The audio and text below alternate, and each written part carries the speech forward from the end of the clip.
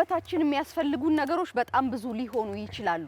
እነዚህ ብዙ ነገሮች በየጊዜው በየህይወታችን በመናልፍበት መንገድ ትርጉም የሚሰጡ እንደሆኑ ማንሳት ይቻላል። ይሄ እንደ ግለሰቡ ህይወት የሚለያይ ነው። አንዳንድ ነገሮች ግን መሰረታዊና ዋና ናቸው። ከነዚህ ዋና ነገሮች መካከል አንዱ ሂደት ይባላል። ዛሬ በእሳት ዳር ጨዋታችን ሂደት ለህይወት ምኑ ነው ብለን እናነሳለን። እንዳስለመድናችሁ በዚህ ፕሮግራም ሀሳብ እንግዳ ነው። የዛሬ እንግዳችን ሂደት የተሰኘው እጅግ ትልቅና ውብ ሀሳብ ነው። ጤና ይስጥልኝ። እንዴት ዋላችሁ? እንዴት አረፈዳችሁ? እንዴት ከረማችሁ? የተወደዳችሁ ተመልካቾቻችን ከእሳት ዳር ጨዋታ ጋር አብራችሁ ስለምትቆዩ እጅግ አድርገን እናመሰግናችኋለን። ይህ ፕሮግራም በፋና ፕላስ ከምትመለከቷቸው ቁም ነገር ያላቸው ሁለቴ እንድናስብ ከሚያደርጉን ጉዳዮች መካከል ከሚነሳባቸው ፕሮግራሞች መካከል አንዱ ነው። ዛሬ በቤታችሁ ይህንን ሀሳብ ይዘን እንድንገባ ስለፈቀዳችሁልን እናመሰግናለን። መልካም ምሽት እንዲሆንላችሁ እንመኛለን። በዚህ ሀሳብ ከህይወታቸው፣ ከልምዳቸው፣ ከእውቀታቸው እና ደግሞ ተያያዥ ከሆኑ ሀሳቦች የሚያካፍሉንን እንግዶች እንጋብዛለን። ዛሬም የሚሆነው ይህ ነው። የእሳት ዳር ጨዋታ ተጀምሯል። እዚህ ሀሳብ እንግዳ ነው። ማህሌት ከበደ ነኝ። እናመሰግናለን።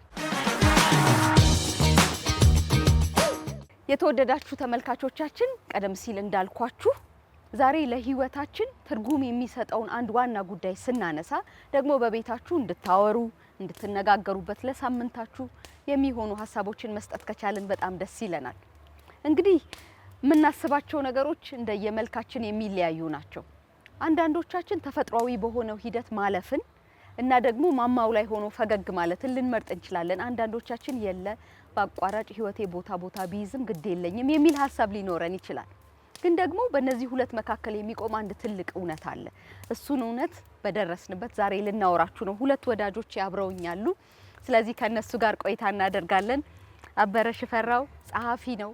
ከዚህ ቀደም ጋዜጠኛ ሆኖ ሰርቷል። የተለያዩ የማማከርና ደግሞ የግንኙነት ስራዎችን ይሰራል። እንደገና ትተዋወቀናለች። እንደገና በቀለ እባላለሁ፣ የስነ ልቦና ባለሙያ። በጣም ነው የምናመሰግነው። አበረ ሽፈራው ጋዜጠኛ ነበር ከዚህ ቀደም። ጋዜጠኝነት ይናፍቀሃል? አልፎ አልፎ። እውነት? ምን ሲሆን? የጋዜጠኝነት አንደኛ የስራ ትጋቱ ይናፍቀኛል። በተለይ ጋዜጠኝነት ወደ ተለያዩ የሀገራችን ክፍሎች እየሄድሽ የምትሰሪያቸው ስራዎች የተለያዩ ባህሎችን፣ የተለያዩ ሰዎችን፣ የተለያዩ ሁነቶችን እንድታይ እንድትመለከች ስለሚያደርግሽ ትልቅ እድል የሚሰጥ በህይወት ውስጥ ለተለያዩ ነገሮች እንዲያበረታሽ የተለያዩ እድሎችን የሚሰጥሽ ነው። ከምንም ነገር በላይ ደግሞ በጽሁፍ ረገድ ደግሞ እጅሽን በደንብ እንድታፍታቺ ታሪኮችን እንድትጽፊ ያደርግ ስለነበረ ያው እነዛን ይናፍቃል እና እንደሱ ስም አይነት ነው ይላሉ። አንዴችን ማይኳንና ካሜራ የለመደ ሰው ባገኘው አጋጣሚ ሁሉ በጣም እንትን የሚለው ሀሳብ ነው የሚሉት አሉ። ልክ ነው አይደል? እንደገና የስነ ልቦና ሙያ እንደዚሁ ለሰው ህይወት እጅግ ቅርብ የሆነ እና በደንብ ስረ መሰረታችንን እንድናቅ የሚያደርግ ስለሆነ ደግሞ በጣም ተወዳጅ ሙያም። እንደ ሙያ እንዴት ነው የምትረጂው አንቺ? እንደ ሙያ በጣም ደስ የሚል ሳቲስፋክሽን ያለው እርካታ ያለው ስራ ብቻ ሳይሆን የሚሸልም ነው። ለምን ሰዎች ሲለወጡ ሰዎች ሲቀየሩ የምናይበት ስለሆነ በጣም ደስ የሚል የሚሸልም ደስ አይልም? በጣም ቆንጆ አገላለጽ አይደል? በጣም ጥሩ አገላለጽ ነው።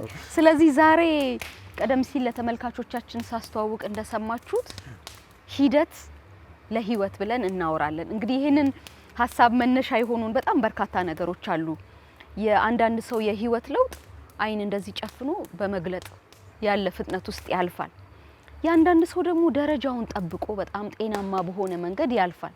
እና እነዚህ ሁለት ጽንፎች የብዙ ሰውን የስሜት ግራ መጋባት፣ ለምን የኔ እንደዚህ ዘገየ፣ ለምን የነሱ ፈጠነ፣ ለምን የሷ ህይወት እንደዚህ ቶሎ አማረበት ተዋበ፣ ምንድነው የኔ የሚል ጥያቄን እንዲያነሱ ያደርጋቸዋል።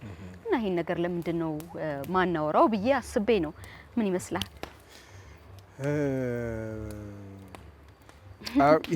አስቸጋሪ ምክንያቱም ለመሰለሽ ይሄን ነገር ያው እንደ ዘመኑ መግለጽ ያስፈልጋል። አሁን በተለይ አሁን ዘመን ላይ ስንነጋገር ብዙ ነገር የቴክኖሎጂ ጊዜ ነው፣ የፍጥነት ጊዜ ነው። ስለዚህ አሁን ላይ ያሉ ልጆች በፍጥነት ሁሉንም ማግኘት ይፈልጋሉ። በፍጥነት ሁሉም ነገር እንዲሆንላቸው ይፈልጋሉ። እንደዚህ አይነት ነገር አለ። ግን አሁን እኔ ያደኩበትን ጊዜ ብትወስጂ እንደዚህ አይደለም። ማለት የምታዩ ነገር ለምሳሌ በትምህርት መበርታት አለብሽ። ምክንያቱም በየደረጃው ግብ እያስቀመጥሽለት በሂደት ውስጥ ነው የምታልፊው። አሁን ቅድም ሂደት ግብ ስላልሽ ማለት ነው። ለምሳሌ ቀላል ነገር ለምሳሌ ስናድግ የመጀመሪያ ሚኒስትሪ ስለ 6ኛ ሚኒስትሪ ነው የምንጨነቀው። ከዛ ቀጥሎ የሚመጣው ደግሞ 8ኛ ሚኒስትሪ ይመጣል። ከዛ በኋላ ማትሪክ ይሆናል። ስለ ማትሪክ መጨነቅ ይመጣል። ነገር ግን ጥሩ በጎ ነገር የነበረው በእኛ ጊዜ ምንድነው ብዙ ያው ጊዜውም የሚፈቅደው ነገር በትምህርት መለወጥ ነው። ስለዚህ በተቻለን አቅም በትምህርት በርትተሽ ጎረቤትሽ እንዳለ ወይ እንደ ታላቅ ወንድምሽ ዩኒቨርሲቲ ስለመግባት ከዩኒቨርሲቲ ገብቶ ስራ ስለመያዝ እንደዚህ ያልሽ ነው የምታልሚው።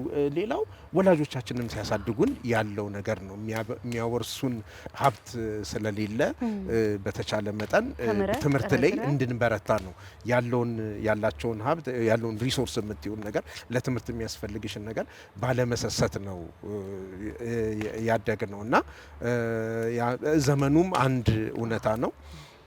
ያም ትልቅ ሚና ይጫወታል። ምን የኛ ጊዜ እኮ 7 ዓመት እኮ የማታ ለመማር እኮ ትጋት ያነበረን ሰዎች 7 ዓመት ነበር አይደል? ኤክስቴንሽን እኔ ለምሳሌ መጀመሪያ ማትሪክ ውጤት ስላልመጣልኝ በማታው ትምህርት ክፍል ነው ስነ ጽሁፍ የተማርኩት። ግን በማታው ትምህርት ክፍል ስነ ጽሁፍ መማር ጀመርኩና 4ኛ ዓመት ላይ አዲስ አበባ ዩኒቨርሲቲ ምን አይነት እድል አመቻቸ፣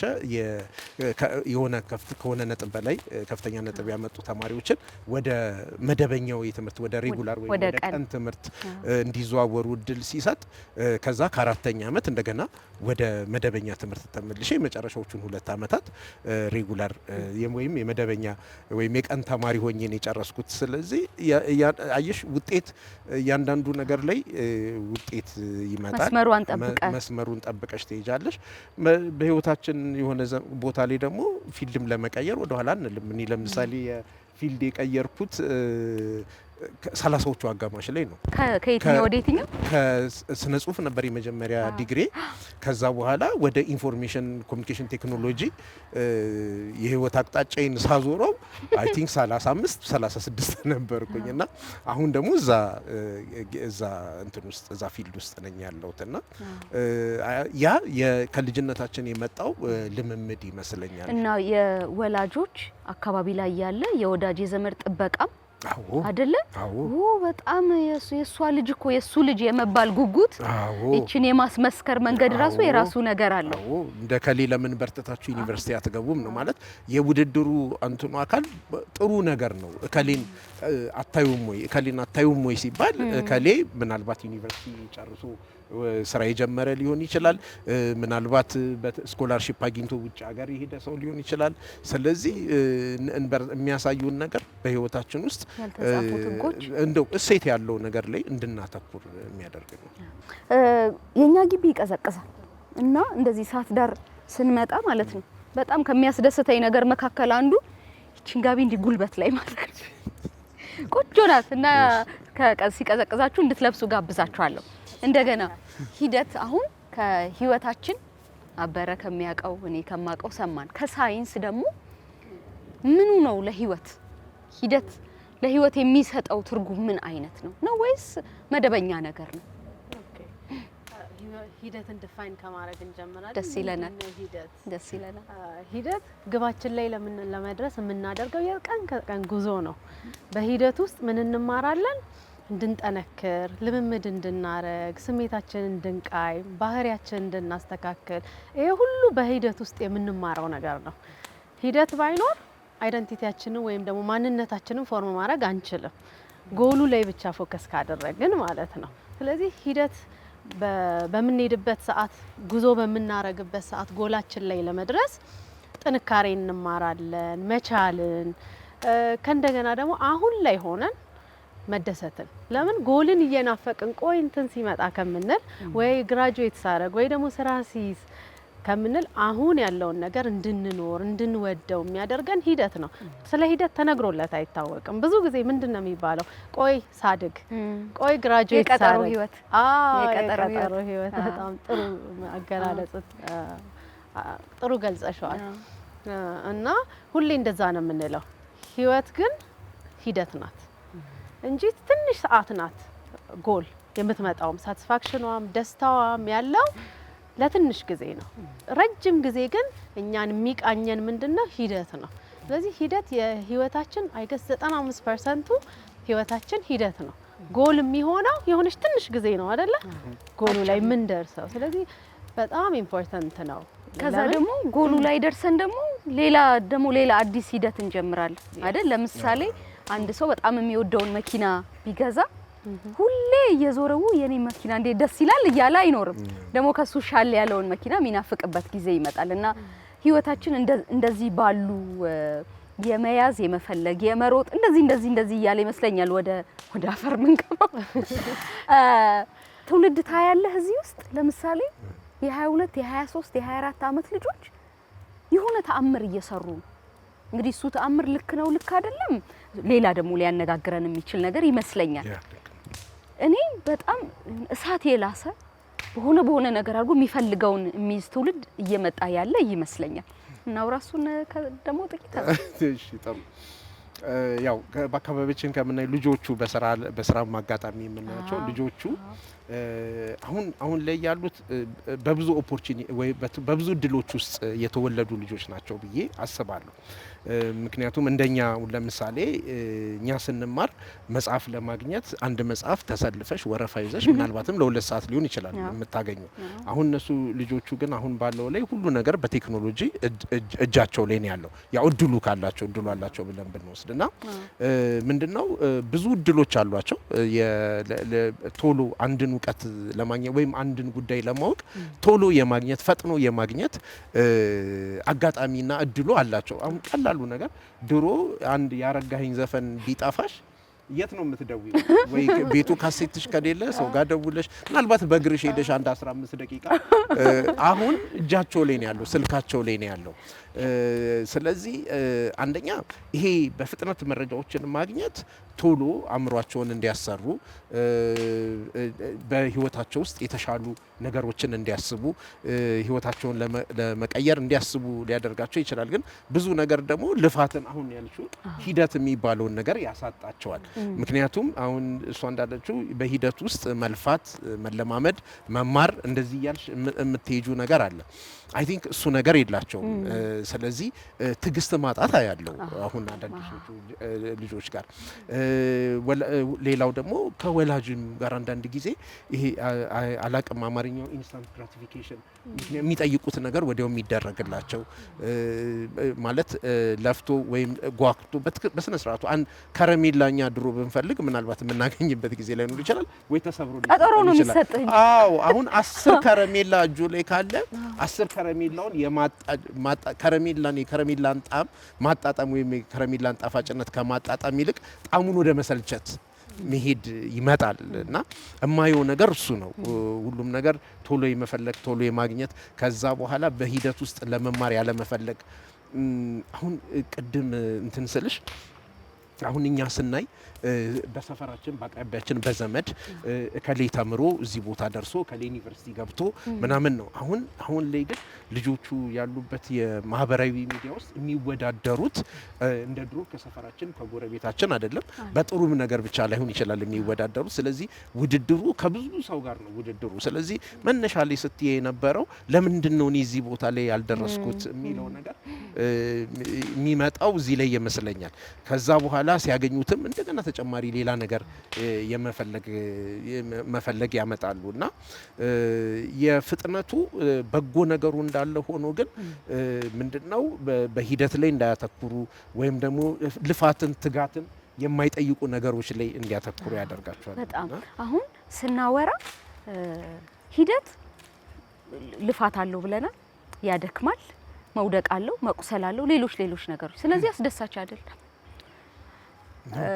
እሱን ፍራቻም ይመስለኛል። አስደሳች ነው እንጂ ለፍተሽ አንድ ነገር ለፍተሽ ስታገኝ ያለው ደስታ ቅድም እኮ የከረሜላውን አሁን ወይ ከረሜላውን እንውሰድ። ከረሜላውን 10 ከረሜላ ለአንድ ልጅ ብትሰጩ እና ምናልባት የተሻማ ከረሜላ ዘሎ ተጋፍቶ ጉልበቱም ተግጦ ቢሆን ያገኘ ልጅ ከረሜላውን የሚያጣጥምበት መንገድ ሁለቱ የተለያየ ነው። ሶ ልፋት ሲኖር እኮ ውጤቱ ደስታ አለው። ብዙ ሰው ግን የሚፈልገው ነገር ነው ሂደት ብዙ ሰው የሚፈልገው ነገር ነው። አሁን አቤ አስደሳች ነው ብሎ አለ እና አንዳንድ ሰዎች ከእንቅልፋቸው ሲነቁ ህይወታቸው እንዲቀየር የሚፈልጉት በመሰልቸት በመድከም ከሚል ሊሆን ይችላል የሚል ግምት አለኝ እና ይህንን ሀሳብ ደግሞ ትንሽ ከአእምሯችን ጋር አያይዛ እንደገና ብትነግረን ደስ ይለኛል። ያ ሁለቱም እውነት አለው። የአበረ ምንድነው ሰው ለፍቶ አኮምፕሊሽ ሲያደርግ ብሬናችን ዶፓሚን የሚባል ሆርሞን ያመነጫል። የደስታው ማለት ነው።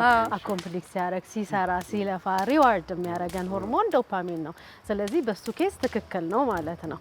ግን ደግሞ ይሄኛውም ደግሞ ትክክል የሆነበት ለምንድነው ሰዎች መልፋትን መስራትን እንዳንቺ እንዳልሽው ማለት ነው በቃ ጎሉን ነው የምፈልገው በቃ እንዲሆንልኝ ብር እንዳገኝ ወይም ደግሞ ፕሮሞሽን እንዳገኝ ወይም ደግሞ ማኔጀር እንደሆን something የሚፈልጉትን ነገር ማለት ነው። ጎሉን ነው እንጂ የሚፈልጉት ፕሮሰሱን አይደለም። ይሄ ደግሞ በብዙ ምክንያቶች ሊመጣ ይችላል። አንዳንድ ሰው ፐርፌክሽኒስት ይሆናል። ፍጹም ስራ የሚወድ ሰው ማለት ነው። ፍጹም ስራ የሚወድ ሰው ምንድነው የሚሆነው? በፕሮሰስ ውስጥ ማለፍ ወይም ደግሞ በሂደት ውስጥ ማለፍ በጣም ይከብደዋል። ሂደት ምን አለው ብለናል? ድካም አለው፣ መውደቅ አለው፣ መነሳት አለው። ፐርፌክት ፍጹም ማድረግ የሚፈልግ ሰው ምንድነው የሚሆነው? ይጠለዋል። ስለዚህ በቃ አንዛይቲ ያለው ጭንቀት አለው። ፕሮሰሱ ለዛ ሰው ጭንቀት ስላለው ምን ነው በቃ ነገ ያንን በሆንኩኝ የሚል ዊሽ ውስጥ ይገባል ማለት ነው እና ሁለቱም ስለዚህ ሚዛን ያስፈልገዋል መካከሉ በጣም ለህይወት በጣም ጥሩ ነገር ባላንስ የሚባለው ይመስለኛል። እሱን በሂደት ውስጥ ማየት ይቻላል። ይሄ ሚዛን አስጠብቆ መሄድ ሂደቱንም መሄድ አሁን ልፋቱንም ምኑንም መጋፈጥ ወይ መፈለግ እና ደግሞ ጎሉን እያሰቡ ወይ መዳረሻውን እያሰቡ እንደዛ አይነት ነገር ያስፈልገዋል። በህይወታችን ሁሌ ባላንስ ኢምፖርታንት ነገር ነው፣ ግን ቀላል አይደለም። እኔ ጥያቄ ምን ለመሰለሽ ጥያቄ ምንድነው ፕሮሰስ ስንል አሁን አውርደን ወደ ተጨባጭ ነገር እናምጣው። ለምሳሌ አሁን የሥራ ልምም ነው። አሁን አንቺ ጋዜጠኛ ነሽ። አሁን መጀመሪያ የጻፍሽው ዜና ጀምሮ ከዛ ፕሮግራም እስከ መስራት ድረስ አለ።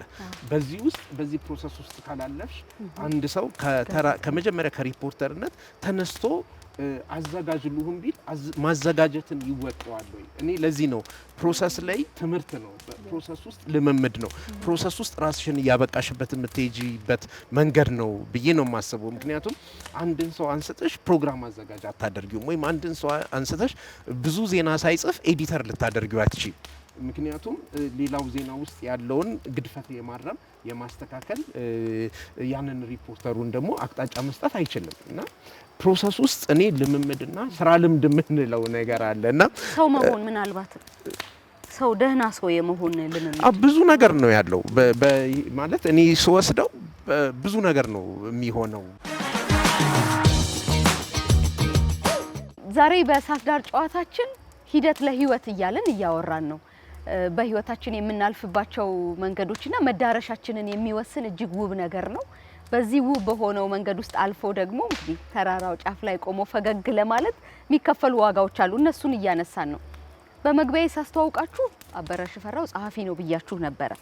እነዚህ ሁለት መጽሐፎች አሉት። የመጀመሪያው የበርበሬ አውሎ ንፋስ አይደለ ይብሻ? ከዛ ሁለተኛው የእድሜ ገበያ ባለፈው ሳምንት የተመረቀ ሁለት መጽሐፍ ነው። ደግሞ ጥቂት ከሂደት ደግሞ አረፍ ብለን መጽሐፎች ላይ ብናወራ ጥሩ ይመስለኛል። አስተዋውቀን እስኪ። የሂደት ውጤቶች ናቸው መጽሐፎቹ።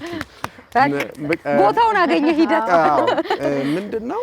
ያው በመጽሐፍ ሲጻፍ ያው ሂደት አለው። መጀመሪያ ታሪኩ የታሪኩ መዋቅር ከምንድነው ከሰው ራይቲንግ ፕሮሰስ የሚሉት አለ አይደለም። አንዱ ሰው ከሌላው ሰው ይለያያል ይሄ ነገር። እኔ ለምሳሌ መጀመሪያ አንድ ታሪክ ሀሳቡን ይዛለሁ፣ ከዛ ታሪኩን እጽፋለሁ። ከዛ በኋላ ደግሞ ታሪኩ እንደገና ያለው 2 3 ጊዜም 4 ጊዜም ያ ታሪክ ሊጻፍ ይችላል። የጎደለ ሀሳብ እየታየ የታሪክ መፋለስ እየታየ ማለት ነው። ከዛ ታሪኮቹ ይጻፉና ከዛ በኋላ ደግሞ ወደ አርትዖት ይገባል። የይዘት አርትዖት አለ፣ የቃላት ለቀማ አለ፣ የቃላት ግድፈት አርትዖት አለ። ከዛ በኋላ ደግሞ ስርዓተ ነጥብን ጨምሮ ይሰራል። ከዛ በኋላ ደግሞ ህትመት የሚባል ሌላ ሂደት አለ። እንደገና አድካሚ የሆነው ነገር ይህንን መጽሐፉን ለህትመት ማዘጋጀት አለ። ተጽፎ ካለቀ በኋላ ለህትመት ማዘጋጀት አለ። ከዛ ደግሞ ማሳተም አለ። ከዛ ወደ ገበያ ማውጣት አለ እና እያንዳንዱ ነገር ላይ ምንድነው እኔ አሁን በደንብ ሪሌት አደርጋለሁ አሁን ከፕሮሰስ ጋር መጽሐፍ ሲጀምር ስለ ህትመት አይደለም ማሰብ። በቃ ታሪኩን አንድ ታሪክ ሲጀምር ያችን ታሪክ ስለመጻፍ ነው። ያችን ታሪክ በትክክል ስለመጻፍ ያችን ታሪክ የምፈልገው ደረጃ ድረስ አድርሻት በምፈልገው ደረጃው ያው የምንለው ጥራት የምንለው ነገር ከአንዱ ከሌላው ቢለያይም ግን ለኔ በቂ ነው። ይሄ ታሪክ በደንብ ጽፌዋለሁ እስክል ድረስ ያለውን ነገር ነው ትኩረት የማደርገው። ከዛ ታሪኮቹ ሲጠራቀሙ ነው መጀመሪያም ላይ የነበረው ሁለተኛው መጽሐፍ ላይ ታሪኮቹ ተጠራቅመው የህትመት መልክ ስለማስያዝ እንትን የሚለው ይሄ ምን ያግዘኛል? ስለ ህትመት እያሰብኩ እዚህ ጋር ታሪኩ ውስጥ እንዳላጎድል ያደርገኛል። ስለዚህ ስንት አመት ጠበቅ ለመጻፍ? የመጀመሪያ መጽሐፍን ለማሳተም ስንት አመት ጠበቅ? አሁን እድሜ ልታናገር አይደለም። ጋዜጠኛ ነህ፣ ይሄንን የምጠይቅህ ማለት ነው። ጋዜጠኛ ነህ፣ ስነ ጽሁፍ ነው የተማርከው። የብዙ ነገር የማየት ነገሩን በደንብ የመረዳት እድል አለ። ግን እነዚህ ዕውቀቶችና መረዳቶች መጽሐፍ ሆነው ለአደባባይ እስኪበቁ አመታት የፈጀ ይመስለኛል። ከ27 አመት ምናምን። ምክንያቱም የመጀመሪያ ተመርቆ ከመውጣት ጀምሮ ያለውን ጊዜ ብትወስጁ፣ ምክንያቱም ይሄ እነዚህ ውጤቶች የህይወት ውጤቶች ናቸው፣ የመኖር ውጤቶች ናቸው። ምክንያቱም ይህንን መጽሐፍ 20ዎቹ አጋማሽ ላይም 20ዎቹ መጀመሪያም 30ዎቹ መጀመሪያም 30ዎቹ አጋማሽም ላልጽፈው እችላለሁ። ምክንያቱም የውስጤ ያለው የሀሳብ ብስለት እንግዲህ ዳብሮ ነው ይሄን የወለደው ብዬ የማስበው። ምክንያቱም እስከ 2016 ድረስ መጽሐፍ እጽፋለሁ ብዬ አስቤ አላቅም ነበረ። ምን ሆነ 2016 ላይ? ምን ተፈጠረ? ምን አገኘው ወንድማችንን? ምንድነው 2016 መጨረሻ ላይ አንድ የሂዊን መጽሐፍ የባለቤቴን መጽሐፍ የእሷን መጽሐፍ እየሰራው አንዳንድ አርትዖት ስራዎቹ በቃ መልሶ የመጽሐፍ አይነት ነገር ሲሆን እያየች የምሰራውን የአርትዖት ስራ እንዴ ከዛ በፊትም አንተ ለምንድነው የማትጽፈው? መጽሐፍ ትችላለህ እኮ ምክንያቱም ታሪኩ በዚህ መልክ ማለቅ አለበት አይነት እንደዚህ አይነት አስተያየቶች ሌሎቹ አስተያየት መስጠት ላይ ከዛ በኋላ እነዛን ታሪኮች መልሼ መጽሐፍ ላይ ወይም ደግሞ ከበድ ያለ የአርትዖት ስራ ሳደርግ ለምንድነው የማትጽፈው የሚል ሀሳብ ተነሳና ጭንቅላቴ ውስጥ የነበሩ አንዳንድ ሀሳቦችን ወደ መጽሐፍ ተሻገርኩ ማለት ነው። እና ያ ምንድነው ያው በስሎ ሲጨርስ ያው ያቺ አጋጣሚ ናት የምትሆነው እና ከዛ በኋላ ወደ ጽሁፍ መጣ ማለት ነው። ከዛ ማን ይቻለን ከዛ እንደገና የሁሉም ሰው ህይወት በሂደት ውስጥ የሚያልፍ ነው። ያንዳንድ ሰው ላይሆን ይችላል ብዬ ነው ጥርጣሬ ነው። ሂደት የሌለው ህይወት የለም። ያው ግን በሰው አይን ሲታይ ኮምፔር ሲደረግ ያንዱ ሂደት የሌለው ያንዱ ሂደት ያለው ይመስላል። ሂደት ኢምፖርታንሱ ምንድነው? የሚያስፈልገው ለምንድን ነው ስንል ቅድም በደም ገልጾታል አይደለ? አይደንቲቲ ወይም ደግሞ ማንነታችንን ምንገነባበት ነው።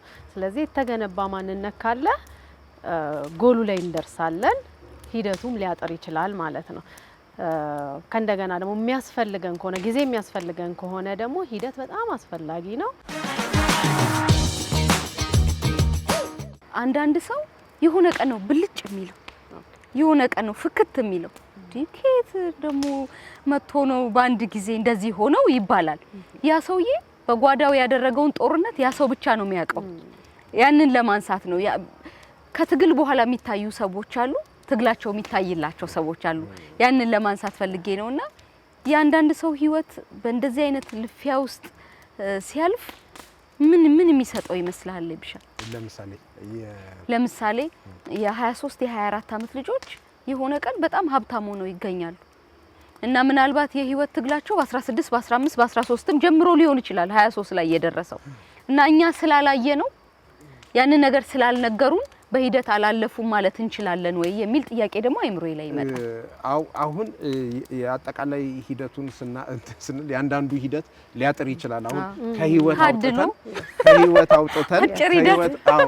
ከህይወት አውጥተን አሁን የስራ ስኬት ወይም የፈጠራ ስኬት የምትዩ ጋር ስትመጪ እሱ የተለየ የሚሆን ይመስለኛል በእኔ ግምት። ምክንያቱም የፈጠራ ችሎታውን ለምሳሌ አንድ ሰው ደራሲም ሊሆን ይችላል በልጅነቱ ታገል ሰይፉ 16 አመቱ ነው የመጀመሪያው መጽሐፍ ያሳተመው። እና ከዛ አንፃር ከፈጠራ አሁን ከቴክኖሎጂም ከምንም አንፃር ሀሳብ ያላቸው ድንቅ ሀሳብ ያላቸው ድንገት ያንን ድንቅ ሀሳብ ወደ ተግባር የሚተረጉምበት እድል ይኖርሻል። ያ በዛች አንዲት ጉዳይ ወይም ነጠላ ስኬት ላይ ልናተኩር እንችላለን። ያቺ ብቻዋን ከፕሮሰስ ግን አይወጣም። ምክንያቱም ቅድም እንዳለችው ህይወት ፕሮሰስ ናት። በመኖር ውስጥ አሁን ይሄ ያችን የፈጠራ ሀሳብ የያዘው ሰው ከዛ በኋላ በርካታ የፈጠራ ስራዎችን መፍጠር ሊጠበቅበት ይችላል። ያንን ወይም ደግሞ የፈጠራውን ስራዎችን ማሳደግ ይጠበቅበታል። ሶ በዛ ውስጥ እለት እለት ልፋት ውስጥ ካልገባ እነዛን የፈጠራ ሀሳቦች ማዳበርም አይችልም ብዬ አስባለሁ። እነዛ አይነት ስኬቶች እንደ ብልጭታ ያሉ ወይም እንደ አብሪ ኮከብ ያቸው ወይም ተወርዋሪ ኮከብ እንደዛ አንዴ እይት ጥፍት የሚሉ እንደዛ ሊሆኑ ይችላሉ። ምንድነው ሳስብ የነበረው ሌላው ሂደት ሁሌ ምናልባት እኛ እንዳልከው ቅድም ዩኒቨርሲቲ እንደገባንባቸው ማትሪክ እንደወሰድንባቸው ሚኒስትሪ እንደተፈተንባቸው ላይሆን ይችላል የዚህኛው አይደለም። ምክንያቱም ዘመኑም የራሱን መልክ ይዞ ስለመጣ እና አንዳንድ ሰው ቴክኖሎጂን ይወቅሳል። አንተ ደግሞ ቴክኖሎጂ ላይ አለ የስራ ባህሪም ትምህርትህም እንደዚህ ይሄ ወቀሳ ልክ ነው?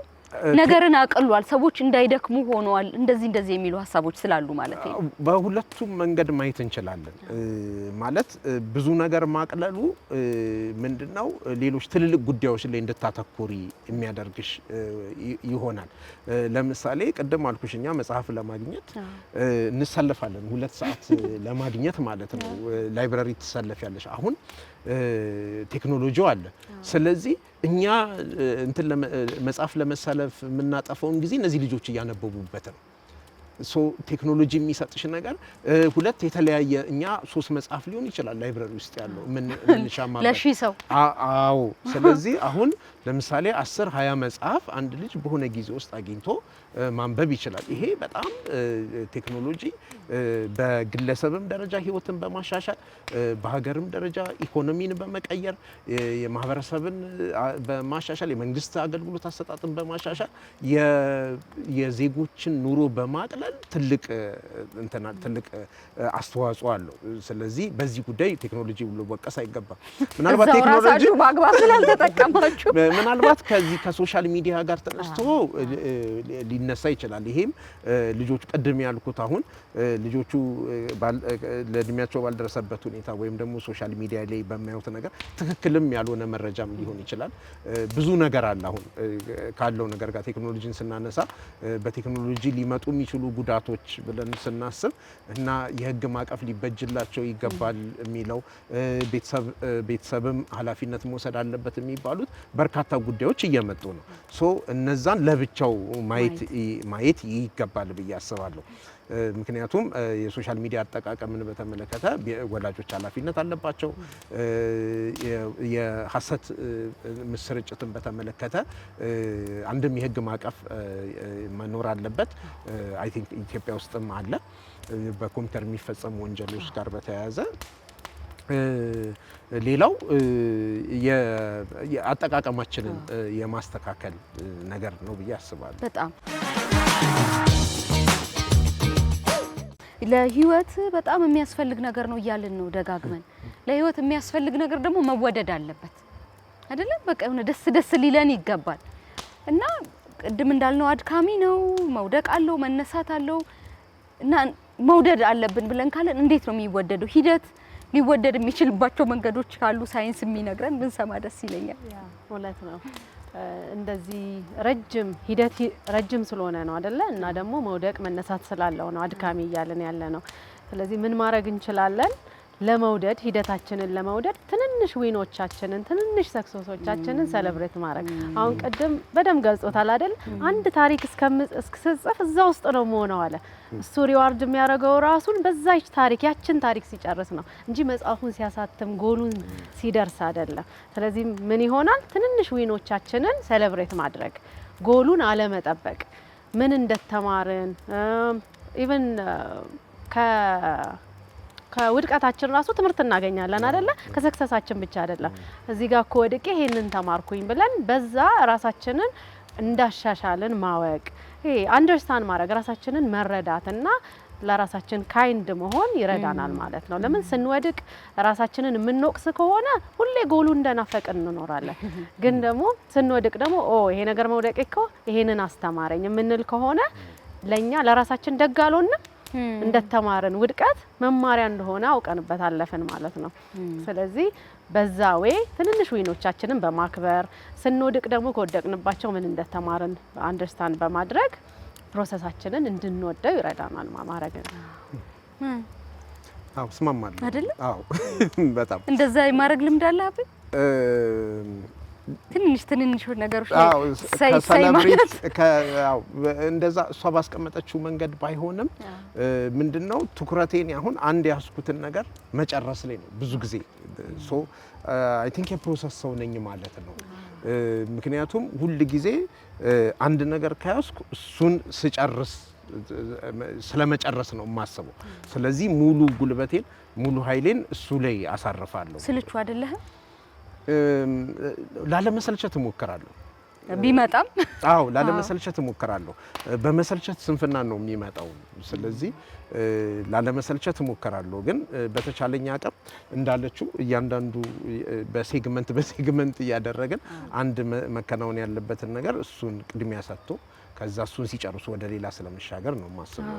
እና ትንንሽ በጣም ቆንጆ ነገር ነው። እንደገና በጣም ነው የማመሰግነው። ትንንሽ የሚባሉ ስኬቶች ሰዎች ምን አሁን እቺ ምን ነው እንደዚህ የሚያስደርግሽ ነው ምን ባለው አይደለ? ይሄን ምን እንትን አርጎት የለን ምንድነው እንደዚህ የሚያስብለው ይላል። ግን ለካ ለህይወት ትርጉም የሚሰጡ ትንንሽ ነገሮች ናቸው። እና አንድ ሰው ምን ይላል በጣም የምወደው ነው ለህይወት የሚያስፈልገው በጣም ትንንሽ ደስታ ነው። ትልቅ ደስታ እንደ ሰማይ ሰንጥቆ አይወርድም፣ ትንንሾቹ ናቸው ተሰብስበው ትልቅ የሚሆኑት ብሎ ይላል። ከታዳጊዎች ጋር የመስራት እድል ነበረኝ አንድ 5 አመት 10ዎቹ እድሜ ላይ ያሉ እና ሁሌ ስንገናኝ የሚያስቡት እንዴት ሀብታም እንደሚሆኑ ታቅ የፈለቅ ቅጥር አይፈልጉም፣ ተቀጥሮ መስራት አይፈልጉም። ከዛ ደግሞ እቺ ልፋቷን ድካሟን አይፈልጉም። ቶሎ ብለው ብቻ የሚፈልጓቸው ነገሮች ነው ማድረግ የሚፈልጉት። እና አንዳንዴ ምን እንላቸው ነበር ሁሉም ሰው አለመቀጠር አይችልም፣ ቀጣሪና ተቀጣሪ ያስፈልጋል። አይ ማሂ ምን እንደያስፈልግ በቃ ቶሎ አርገሽ ህይወትን ማስተካከል ነው ብለው ይላሉና ከየት ነው ያመጡት ብለን እናስባለን። እዚህ ጋር የወላጅ ያሳዳጊ ምናልባት የታላቅ እህት ወንድም ድርሻ ትልቅ ይመስለኛል። ቤተሰቦቻችንን አንስተን ጥቂት ብናወራ ጥሩ ነው። ያ ከሂዳትን ከመጥላት ጋር አስተዳደጋችን ትልቅ ኮንትሪቢዩሽን አለው። ቅድም እንዳልነው አሁን ፐርፌክት ፍጹም አድርጎ መስራትም ከአስተዳደጋ የተያያዘ ነው። ሂደትን መጥላት ወይም ደግሞ ጎል ላይ ፎከስ ማድረግ አሁን ሲያጠና ሳይሆን ሪዛልት ሲያመጣ ብቻ ጎበዝ የተባለ ሰው ምንድነው ጥናቱ፣ ፕሮሰሱ፣ ትግሉ አላስፈላጊ እንደሆነ ነው አንደርስታንድ የሚያደርገው። ለምን ጎሉ ነው ሲያደርግ ነው አፕሪሺየት የተደረገው ወይም ደግሞ አክሰፕት የተደረገው ማለት ነው። እና በጣም ኢምፖርታንት ነው ቤተሰብ አንደርስታንድ እንዲያደርጉ ልጆችን መርዳት የጎሉ አካል ነው። ምኑ ፕሮሰሱ ወይም ደግሞ የምንሄድበት ሂደት የጎሉ አንድ አካል እንደሆነና በዛ ውስጥም ስትራግል ሲያደርጉ ሲነሱ ሲወድቁ እርዳታ፣ አፕሪሺዬሽን፣ አድናቆት በዛ ማግኘት ምን እንዲሆን ያደርጋቸዋል አንደርስታንድ እንዲያደርጉ ለካ ሂደቱም አፕሪሺየት ይደረጋል፣ ለካ ቁጭ ብዬ ሳጠና አፕሪሺየት ይደረጋል። እና ይሄንን አሳድገን ስንመጣ በኋላ ላይ ጎል ተኮር ብቻ እንዳንሆን ያደርጋል። ብዙ ጊዜ ለምንድነው ሂደት ኢምፖርታንት ነው የምንለው? ለምንድነው አስፈላጊ የሚሆነው? ቀደም እንዳልነው የሰውን ማንነትን ስለሚገነባ ነው አይደለ? አሁን ብዙ ጊዜ እንደውም የሚባለው ይሄ ሎተሪ የሚደርሳቸው ሰዎች ምንም ሳይደክሙ ሳይለፉ ሎተሪ ሲደርሳቸው እንደው ጥናት ተደርጓል አይደል? 35000 የሚሆን ሎተሪ የደረሳቸው ሰዎች ጥናት ተደርጎ ከ3 እስከ 5 አመት ኪሳራ ውስጥ ነው፣ ብሩ የለም። ለምንድን ነው? በሂደቱ ስላልሄዱ፣ አይደንቲቲያቸውን ፎርም ስላላረጉ፣ ማንነታቸውን ስላልገነቡ፣ ልፋቱን ስላልሄዱ እሱን ሆልድ ማድረግ ብሩን ብቻ ጎሉ ማለት ነው። አሁን ሀብታም መሆን ሲባል ብር ብቻ ቢመጣ ሆልድ ማድረግ አይቻልም። ይሄ ደግሞ በጥናት የተረጋገጠ ነው። ስለዚህ ካራክተር ቢልዲንግ ያስፈልጋል። ምን ያህል ኢምፖርታንት እንደሆነ ይሄ ጥናት እንደውም ለልጆች በጣም አስፈላጊ ነው። ለምን ከምን እንደሚመጣ ብር ዝም ብሎ ሳይሆን የሚመጣው ይሄ ካራክተር ቢልድ ተደርጎ ማንነት ተገንብቶ ተለፍቶ በዛ ፕሮሰስ ውስጥ እንደሚመጣ ማስተማር በጣም ኢምፖርታንት ይሆናል። የባለ ሀብት ልጆች ብዙ ጊዜ የቤተሰብን ሀብት ይዞ የመቀጠል አቅም የላቸውም ይባላል። አባቶቻቸው በጣም በነጭ ላብ ያመጡትን ነገር ስለሆነ እጃቸው ላይ የሚገባው እሱን የማስቀጠል ብዙ እድለኝነት የላቸውም የሚባልም ሀሳብ አለ። በውጪም በዚህ እንዲም ሆኖ ግን ሎተሪ ከመቁረጥ ወደ ኋላ እንላለን። አይ ቲንክ የስኬት ምንጭ ብር ነው ተብሎ የሚለው አሁን የምታየውን ቀደም ያነሳሽው ነገር ልጆቹ ጋር ያለው ነገር ትልቁ ስኬት ገንዘብ ማግኘት ነው የሚለው አሁን እያደገ የመጣው ነገር በትምህርት በቅርብ የሰማሁት ልጆች ኮሌጅ አልገባም ማለት ጀምረዋል አሉ እና ምን አገኛለሁ ኮሌጅ ገብቼ የማጠፋውን ጊዜ ሌላ ነገር ብሰራበት ይሻላል የሚል ይሄ ምንድነው አንድም በማህበረሰብ ውስጥ እንዲም ከቤተሰብ ጀምሮ የስኬት ምንጭ ገንዘብ ብቻ ነው ወይም ስኬት የምንለው ነገር ገንዘብ ብቻ ነው የሚል ነገር እያደገ መምጣቱ ይመስለኛል። ሌላው ከባዱ ነገር ያ ገንዘብ ሌሎች ሰዎች የሚያዩዋቸው በአንድ ጊዜ ተለወጡ በአንድ አዳር የተለወጡ የሚያቸው ገንዘቡ እንዴት እንደመጣ አለማወቅ ከዛ በኋላ በአጭር ጊዜ ምክንያቱም የተለፋበት ገንዘብ የተለፋበት ተለፍቶ የሚገኝ ገንዘብ በአንድ አዳር የሚመጣ ነገር አይደለም። በኤክሰፕሽናሊ የተወሰኑ ነገሮች ጋር ሊኖሩ ይችላሉ ከቴክኖሎጂ ከምን ጋር ተያይዞ። ነገር ግን ማህበረሰባችን ውስጥ ግን በስፋት የሚታየው ነገር ስኬት ገንዘብ ነው። ግን የምናያቸው በቴሌቪዥንም በቲክቶክም በሌሎች ማህበራዊ ሚዲያ የምናያቸው ገንዘብ አለን የሚሉ ሰዎች ገንዘቡን እንዴት እንዳመጡት አለማወቅ ሰዎቹም አለመናገራቸው ትክክለኛው ነገር አለመናገራቸው ምክንያቱም አሁን ልጆቹ እያዩ ያሉት እንደዚህ አይነት መጓጓት የመጣው ከሊ መጀመሪያ ላይ እንኳን ስተሹ ነበረ እኔም 25 አመቴ ነው እሷም 25 አመቷ ነው። ስለዚህ እሷ እንዴት ሀብታም ሆነች እኔ እንዴት ሀብታም መሆን ሳልችል ቀረው። ምክንያቱም ያቺ ሀብታም ነኝ ብላ ማህበራዊ ሚዲያ ላይ የምትናገረው ገንዘቡ እንዴት እንደመጣ አትናገርም። ምናልባት ገንዘቡ የመጣበት ነገር ትክክል ያልሆነ ነገር ወንዱም ይሁን ሴት ማለት ነው። ስለዚህ ይሄ ነገር ብዙም ክፍተት ማህበረሰብ ውስጥ በጣም ትልቅ ክፍተት እየፈጠረ ያለ ይመስለኛል። እና በማህበረሰብ ግንባታም አይደለም በደህና ሀገር ግንባታም ሂደት በጣም ትልቅ ነገር ነው። በጣም እንደውም በጣም ብዙዎቹ ዛሬ የምንቀናባቸው በስልጣኔውም በፖለቲካው በኢኮኖሚ ያደጉት ትውልድ አባቶቻቸው ቅድመ አያቶቻቸው በለፉት መሬት ላይ የቆሙ እንደሆኑ ራሳቸው ይናገራሉና በማህበረሰብና በሀገር ደረጃም ልናየው የሚገባ ይመስለኛል። በትክክል ምክንያቱም አሁን አይ ቲንክ እንደ ሀገር ሙስና ለምን ትልቅ ፈተና ሆነ? በአንድ አዳር የመለወጥ ፍላጎት ይመስለኛል እና ወይም ደግሞ እንደ ማህበረሰብም ደግሞ ያው እንትን ይመስላል ይሄ ታርታ ነገር ይመስላል እንጂ ሙስናን የሚጠየፍ ማህበረሰብ መገንባት የሚባለው ነገር በጣም ትልቅ ጉዳይ እኮ ነው። ምክንያቱም ወላጅ ለልጁ ያ አንድ ጎረቤቱ ሊሆን ይችላል ወይ ዘመዱ ሊሆን ይችላል ትክክል ያለፋበትን ገንዘብ ሲያጋብስ ሲያየው ከሚያደንቀው ቢያወግዘው ልጁም ነገ እንደሱ ነው የምወገዘው ብንጠየፈው እንደ ማህበረሰብ ከማድነቅ ግን በአብዛኛው የምናደንቀው ይመስለኛልና ስለዚህ ይሄም ነገር ትልቁን መዛባት ያመጣል ብዬ አስባለሁ። እንደ እውነት ለመናገር አንዳንድ ህይወቶች ከእንቅልፋችን ስንነቃ አልፎ ብናገኛቸው ምንመኛቸው ናቸው። ይሄ ነገር በወሰደልኝ ብለን እንላለን። ሂደት የሌለው ህይወት ምን ይጎለዋል?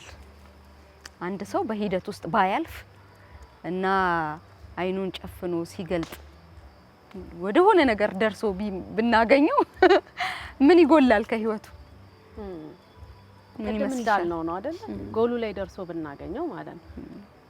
በብር ወሰድ ነው እንጂ ሎተሪውን ካራክተር ቢውልድ ሳያረግ ራሱን ሳይሆን ያገኘው ኪክ ማድረግ አይችልም ነው። ያንን የደረሰበትን ነገር መሆን አይችልም። እንደው እንደ ኤግዛምፕል ዝም ብለን ብንወስደው አሁን አንድ ሰው ዶክተር መሆን ይፈልጋል እንበል። ከዛ በኋላ የዶክተር ዲግሪ ሰጠ ነው፣ ግን በፕሮሰሱ አላለፈ። ምንድነው የሚሆነው? ይገለናል። በትክክል ስለዚህ ፕሮሰስ በጣም ኢምፖርታንት ነው፣ አስፈላጊም ነው። ያው በፕሮሰስ ያላለፈ ሰው ብዙ ጊዜ በብር ነው እዛ ላይ የሚደርሰው። ከእንደገና ከደረሰም በኋላ ደግሞ ይሄ የባዶነት ስሜት ይሰቃያል። ቅድም ያልነው ዶፓሚን ይሄ የደስታ ሳቲስፋይ ስንሆን እሱም ሆርሞን ሾርቴጅ ያጋጥመዋል እና ደስተኛ ነው ማለት አንችልም። በፕሮሰስ ማለፍ ብዙ ነገር የሚገነባን ነው። ላይክ ስለ ልቦናችንን የሚገነባ ነገር ነው። ምንመኘው ነገር እጃችን ላይ ቢገባ እንኳን የሚያስተዳድር ጭንቅላት ያስፈልጋል አይደል? የምትፈልገው ገንዘብ፣ የምትፈልገው እውቀት፣ የምትፈልገው ዝና ምናልባት ቢመጣ እሱንም ይዞ መሄድ የሚያስችል ልብና አይምሮ የሚያስፈልግ ይመስለኛል። አንድ ሌላ እንድናወራው የምፈልገው ነገር አሁን ሂደትን እንድንጠላ እንድንሸሽ እያደረገን ያለው ብዬ የምገምተው የግል ግምቴ ምን ሰማውና ምን ናየው ነገር ይመስለኛል። ትንሽ እንቆይ እሷ ላይ። አዎ ቀደም ያው እንዳነሳ ነው የምናየው። አሁን ከልጆች ጋር ወጣቱ ትውልድ ብለን የምናየው ጋር ብንወስድ አሁን የማህበራዊ ሚዲያ ተጽዕኖ በጣም ትልቅ ነገር ነው፣ ከቤተሰብ በተጨማሪ ማለት ነው። ስለዚህ ከምናየው ከምንሰማው ትላንት የምናውቀው ሰው የዝና ማማም ሊሆን ይችላል፣ የገንዘብ ማማ ላይም ሊሆን ይችላል። ያንን ሲያዩ እንደዛ የመሆን የመፈለግ ነው ማለት። እዛ መሆን የእድሜ መቀራረቡ አንድ ነገር ነው። ነገር ግን የስኬት ቅድም ያልነው የስኬት ምንጩ ማለት ስኬት ማለት ገንዘብ ማግኘት ነው የሚለው ነገር ፕሮሰስን እንድንጠላው እያደረገን ይመስለኛል። ሶ የመጨረሻው ግባችን ወይም ቀደም ያልሹ ጎሉ ገንዘብና ገንዘብ ማግኘት ብቻ ይሆናል። ስለዚህ እሱን ስታስቢ ፕሮሰስ ውስጥ አትሄጂም። ምክንያቱም ረጅም ጊዜ ሊወስድብሽ ነው፣ ብዙ ልፋት ሊጠይቅሽ ነው። ስለዚህ አቋራጭ መንገዶችን መጠቀም የሚባለው ነገር ይመጣል።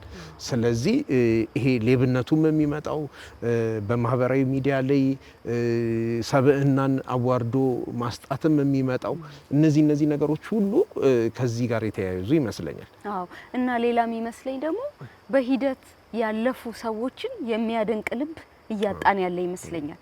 እሱንም እንደ አንድ ነገር አየዋለሁ። ምን ይመስልሻል? እንደዚህ አይነት ሰዎች በልፋታቸው እያንዳንዷን ደረጃ ጠብቀው የሄዱትን ሰዎች የሚያከብር ማህበረሰብ፣ የሚያከብር ስርዓትም ጭምርና እንደ ግለሰብም ደግሞ የሚያከብር ልብ ዋው መሄድ ባለባት መንገድ ሄዳ እዚህ ደረሰች ብለን በደንብ እንደዚህ ማጨብጨብ ልምድም የለንም። የምንደነቀው በነዛኞቹ ነው። በቃ ሰራለት ህይወትን ነው የምንለው። እሱም አንድ ነገር ነው ብዬ አስባለሁ። በጣም ለምን እንደ ማህበረሰብም እንደ ግለሰብም ፕሮሰስን ወይንም ሂደትን አናደንቅም። ይሄን ነገር እኮ እየሰራ ነው፣ እየታገለ ነው፣ ጎበዝ፣ ጠንካራ፣ ይሄ የማይሰበር እንደዛ እንልም። ጎሉን ነው የምናየው፣ ጎል ነው የምናደምቀው። ለሰውም ስናሳይ እንደዛ ሆን ብለን ጎል ነው እንጂ ጎል ፎከስድ የሆነ አስተያየት ነው ያለን። ስለዚህ ከዛም የተነሳ ነው ብዬ አስባለሁ። ሳንጀምረው መጨረስ ነው ተስፋ የሚያስቆርጠው። ለምን አሁን እንዳልኩሽ ልጆቹ አሁን ትምህርት ቤት እሺ ቀጥሎስ የሚል ነገር ይመጣል።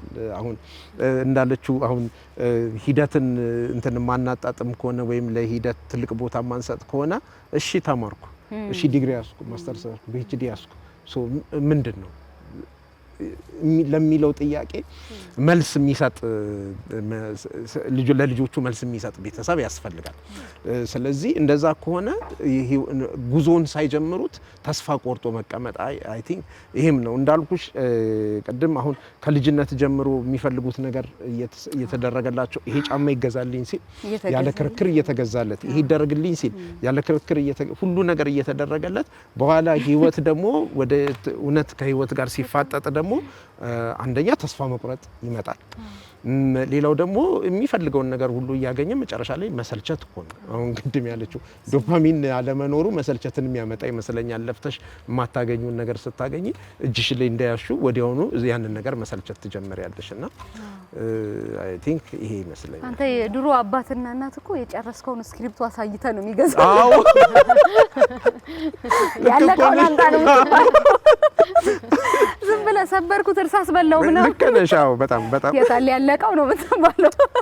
ስለዚህ እሷን ጠብቆ መሄድ። እሺ ወደ አንቺ እንምጣ። አዎ ሌላ ከስነ ልቦና አንፃር ደግሞ ሂደትን ለምን እንጠላለን የሚለው ለምን እኔ ከቴራፒ ሩም ከሚመጡ ሰዎችም ከሚያጋጥመኝ ምንድነው መሰለሽ ይሄ ፊር ኦፍ ፌሊየር መውደቅን መፍራት። መውደቅን የሚፈራ ሰው ሂደት በጣም ነው የሚያስፈራው። በሰራ ቁጥር በወደቀ ቁጥር በለፋ ቁጥር ጭንቀት ነው የሚመጣበት። ለምን እኔ ከራሱ ጋር ያገናኘዋል። እኔ ነኝ የወደኩት እንጂ ፕሮሰሱ የሚያስፈልገው ነገር ነው አይልም። ሂደቱ የሚያስፈልገው ነገር ነው አይልም። ስለዚህ አንዛይቲ፣ ተስፋ መቁረጥ ብዙ ጊዜ አሁን ፕሮካስቲኔሽን እንላለን አይደል? ስራ ገፋለሁ ዝም ብዬ ነው የምገፋው። ለምን ስራውን ሲያስብ ጭንቀት ነው የሚመጣው። ለምን መውደቅን ስለሚያስብ ማለት ነው። እና ከስነ ልቦናም አንፃር ሂደትን የሚጠላ ሰው አንዳንዴ ይሄ የመውደቅ ፍራቻ ያለበት ሰው ነው። ይሄ ደግሞ የሚታከም ነው። በስነ ልቦና እርዳታ የሚገኝበት ነገር ነው እና ሁሌ ሂደትን መጥላት ብቻ ሳይሆን ፕሮሰሱ ላይ ፔን ስላለው ፔን ደግሞ አይምሯችን ደግሞ ህመምን ስለሚያስወግድ በዛ ምክንያት በሂደት እንዳያልፉ እንዲታሰሩ ያረጋቸዋል። እንዳይሰሩ፣ ተስፋ እንዲቆርጡ፣ በጭንቀት እንዲኖሩ የሚሆኑም ሰዎች ደግሞ አሉ። ከዚህም አንፃር ደግሞ አይ ቲንክ አሁን ልጆቹ አሁን ለምሳሌ ልክ ናችሁ፣ ጎበዝ ናችሁ፣ አልተሳሳታችሁም እየተባሉ የሚያድጉ ልጆች ይሄ ነው ማለት ነው። አሁን ለምሳሌ ልክ ከህይወት ጋር ሲጋፈጡ ያ ቤት የለመዱት ቢወድቅም ጎበዝ ነው የሚባለው አንተ እኮ የሚያቀትህ ነገር የለም እየተባለ ማደግ እነዚህ ነገሮች እንትን ያደርጋቸው አይ ቲንክ እሱ በሌላ ወይ እውነትህን ነው። በጣም ለሰሩትም ላልሰሩትም ነገር ኦቨር አፕሪሺየት መደረግ መደነቅ በኋላ ላይ ስህተት እንዳይቀበሉ ነው የሚያደርጋቸው። ሁሉን ነገር የሰው ልጅ ደግሞ ሊሚት አለው አይደለ? ስለዚህ ሁሉንም እንደሚችሉ ሆነው ያድጋሉ ማለት ነው። ስለዚህ አፌክት የሚያደርጋቸው በሰሩትም ባልሰሩትም መደነቃቸው አፌክት የሚያደርጋቸው ምንድነው? ሲያድጉ ሊሚታቸውን እንዳያውቁ ማንነታቸው ላይ እንዳይቀመጡ በዛ አፌክት ህይወት አርጩሜ ይዛቸው ነው አርጩሜ ይዛ ነው የምትጠብቀው። ወደ እውነተኛው ህይወት ሲገቡ አርጩሜ እኮ ነው የምትቀበላቸው። ሁሌ ልክ መሆን መፈለግ አሁን ቅድም ያልሽው መውደቅን መፍራት አይደል? አንድ ሰው በብዙ ነገር አልፎ በ40 በ50ዎቹ መጀመሪያ በ30 መውደቅን የሚፈራ ከሆነ ሁሌ ልክ ሆኖ የመኖር ፍላጎት ይሁን ምናልባት ተሳስተሃል ያለ መባል አሁን አበረካ ነሳው ነገር ጋር ብዙ ጊዜ ይሄ ነገር የሚመጣው ምንድነው? በልጅነት ለጎል ሲያደግ እንደሱ አይደለም፣ እንደው ተቃራኒው ነው። ምንድነው? ጎል አቺቭ ሲያደርግ ብቻ አፕሪሺየት የተደረገ ሰው መውደቅን በጣም ይፈራል። ለምን? ከምን ጋር ያገናኘዋል መሰለሽ? እኔ የምወደደው ጎል አቺቭ ሳደርግ ነው፣ ጎበዝ ስሆን ነው፣ ሰክሰስፉል ስሆን ነው። መውደቅን ቦታ የለው። ስለዚህ መውደቅ የሚለው አንዛይቲ ነው ያለው፣ ቦታ የለው። ስለዚህ ሞር እንደውም ለጎል ወይም ደግሞ ለደረሱበት ነገር በጣም አፕሪሺየት ሲደረጉ እንደ አይነት ነገር ዴቨሎፕ ያደርጋሉ። 13 ከ50 ሳገኝ ፈተና ስደብቅ የኖርኩት ለዚህ ነው። የሚጨበጨብልሽ ከ40 በላይ ስታመጪ ፈተና እየደበቅን ቤት የገባ ነው። አንተ አሁን ኮሮት ዝም አዎ ጎበዝ መባባሉን ብቻ በመራ ምን የማን ጎፈሬ ታበጥራለህ? ስራ አትሰራ ምንድነው? አጥናን የተባልከው ትምህርት ነው ስራ እየተባልሽ ማለት ነው። ከዚህ ውጭ ምን ስራ አለ? ይሄን ውጤት ይዘህ እንድትመጣለህ እየተባልሽ ማለት ነው። እና በጣም የሚደንቀኝ ነገር በልጅነት እንደ ቀልድ ያለፍናቸው ነገሮች በወጣትነት በአዋቂነት እድሜ ዋጋ ያስከፍላሉ። አሁን በየቢሮ በየምንሄድባቸው ቦታዎች ምንንገላታው እኮ አንድም በእንደዚህ አይነት ማንነትም ይመስለኛል ተሳስተሃል መባልን በመጥላት። የዛሬ ጨዋታችንን በምን እንደመድመው ደስ ይላችኋል ነበር? የዛሬ ሂደት ለህይወት ብለን አወራን። በምን 4 ነጥብ ብንሰጠው ደስ ይላል? ምናልባት ለወጣቶቹ ልጆች ማለት እነሱ ማየት ያለባቸውን በተለይ አሁን ቀደም ካነሳ ነው ብዙ ጊዜ እነሱ ፈተና የሚሆንባቸው ነገር ይሄ በአቋራጭ አንድ ነገር ማግኘት፣ በአንድ ሌሊት መኪና መግዛት፣ በአንድ ሌሊት ሀብታም መሆን የሚለው ነገር እስከሱ አንጻር ብንደመድመው ደስ ይለኛል። በተለይ አሁን እንዳለችው ወላጆች የልጆቹ ልፋት ላይ መልፋትን እንዲማሩ፣ ምክንያቱም ከመልፋት የህይወት ልምድ ነው የሚገኘው። ስለዚህ እሱ ላይ እንዲያተኩሩ ቢደረግ። ሁለተኛ የስኬት ሁሉ ማለት ትልቁ የስኬት ሁሉ ትርጉም ገንዘብ ነው የሚለው ነገር ልጆቹ ያልተገባ ውድድር ውስጥ እንዲገቡ ያደርጓቸዋል። እኛ ቀደም እንዳል ጤናማ ያልሆነና ጤናማ ያልሆነ ያልተገባ ውድድሩ ምንድነው የሚሆነው? እኛ ድሮ ብንወዳደር ካጠገብሽ ካለው ከጎረቤትሽ ወይ ከምን ነው። አሁን ግን ማህበራዊ ሚዲያ አለ። ማህበራዊ ሚዲያ ጋር ደግሞ ልጆቹ የሚወዳደሩት በጣም ከዛ ማህበራዊ ሚዲያ ላይ ካለ ከብዙ ሰው ጋር ነው። ከዛም አልፎ ደግሞ ዓለም አቀፍ የሆነውም ነገር አለ። ስለዚህ ከዛ አንፃር ማለት የልጆቹ የሚፈለገው ውጤት የሚፈለገው ደረጃ ላይ እንዳይደርሱ ያደርጋቸዋል። እኔ ሳይጀምሩ አህሞታቸው እንዲፈስ ሳይጀምሩ አንድን ነገር መንገድ ሳይጀምሩ ተስፋ እንዲቆርጡ መንገድ ሳይጀምሩ ህይወትን እንዲሰለቹ እያደረጋቸው ይመስለኛልና እሱ ላይ በጣም ሳይጀምሩ በጣም ትልቅ ነገር ነው። ብዙዎቹ በ20 25 26 ደክሟቸዋል ህይወት ምንም በቃ ማለት ያለቀ ይመስላልና ከየት ነው የመጣው የሚል ስሜት ብዙ ጊዜ ተሰምቶኛል። በጣም ቆንጆ ነገር ነው። እንደገና በምን እንስካው? ያው ዛሬ ስለ ሂደት ስለሆነ ያወራን ያለነው ለተመልካቾች ሂደት የህይወት አካል ነው። 95% የሚሆነው ህይወታችን ሂደት ነው። ስለዚህ ከሱ ጋር ፍቅር ካልያዘን ካልወደድ ነው ህይወታችንን ሚስ እያደረግን ነው በቃ። ስለዚህ ሂደትን እንውደዳት። ጎሉ አይቀርም። በሂደቱ ከሄድን መድረሳችን የማይቀር ነው። ስለዚህ ሂደትን እንውደደው ነው የምለው። እና ደግሞ ያቺ ቅድም በጣም ልባችንን የያዘችው ትንንሽ የምትባለው ስኬትም ዙሪያ ክብ ሰርቶ ማጨብጨብ ትልቁ ነገር ትንሹ ሰክሰስ ነው ተደራርቦት ትልቁን የሚያመጣው። ስለዚህ ሁሌ ትንንሽ ዊናችንን ማክበር፣ ፕሮሰሳችንን መውደድ በጣም ውብ ነገር። ደስ ብሎኛል ስላወራ። ደስ ብሏል በጣም እኔም በጣም ደስ ብሎኛል። እነዚህን መጽሐፎች ደግሞ አነባቸውና መልሰን እንገናኛለን። ተስፋ አደርጋለሁ። ይሄው ቃል ገብተን ተስፋ አደርጋለሁ። ደስ ብሎሻል? ቆንጆ ነበር። ደስ የሚል ጨዋታ ነበር። በጣም ነው ማመሰግነው ሁለታችሁን። እኛም በጣም እናመሰግናለን። የተወደዳችሁ ተመልካቾቻችን ለህይወታችን የሚያስፈልጉ ነገሮች በጣም ብዙ ናቸው። ከብዙዎቹ መካከል ግን የተወሰኑት እጅግ ዋና ናቸው። ከነዚህ ዋና ነገሮች መካከል አንዱ ሂደት ይባላል። መጪው ሳምንት በህይወታችሁ የምታልፉባቸውን ሂደቶች በንቃት የምታዩዋቸው እና የምትወዷቸው ከዛም ደግሞ የምታከብሯቸው እንዲሆኑላችሁ እንመኛለን። ይህ የእሳት ዳር ጨዋታ ነው። እዚህ ሀሳብ እንግዳ ነው። ዛሬ ሂደት ለህይወት ብለን ሀሳብን እንግዳ አድርገናል። እድሜና ጤና ይስጠን። በሚቀጥለው ሳምንት በሌላ ጉዳይ መልሰን እናገኛችኋለን። ለእናንተም የእናንተ ለሆኑ ሁሉ ሰላም ይሁን። እናመሰግናለን።